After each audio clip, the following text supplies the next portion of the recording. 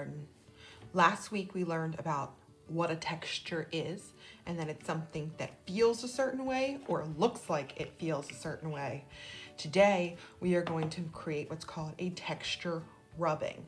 So we're going to go on a hunt for things around our house. Some things may be small, and you can think about what it would look like if you were to lay a piece of paper on top of this and then rub, and you're going to see something. This kind of feels kind of bumpy and rigid.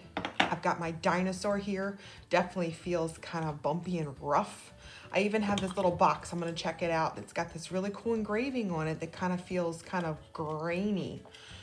So using everyday objects, I can simply put them under my paper, get a fresh piece of paper, and I'm going to hold the paper down so it doesn't move, and use a Braille crayon that doesn't have any wrapper on it, and I'm going to push hard.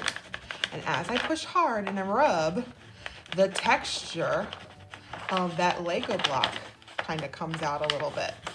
The fun thing is you can take those little objects and move them to different parts of your paper and crisscross them, and using the same color, put multiple textures by moving it to different spots all around my paper. So I've got those kind of smoother lines of the Lego block. If I move that out of the way, something that's not super flat is a little harder to do.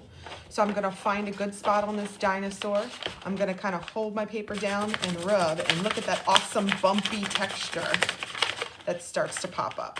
If I want to put that in a couple different spots, I just move my paper around and rub by pushing really hard on this dinosaur to get those really cool dinosaur bumps and lumps that make it look like my paper is now bumpy. But when I run my hands over it, it's not actually bumpy. You're going to keep working until you fill your paper with different textures. Maybe I'm going to try out this little box. Let's see what happens when I rub.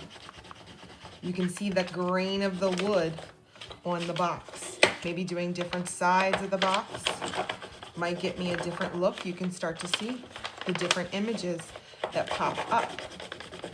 You might even find even more textures around your house.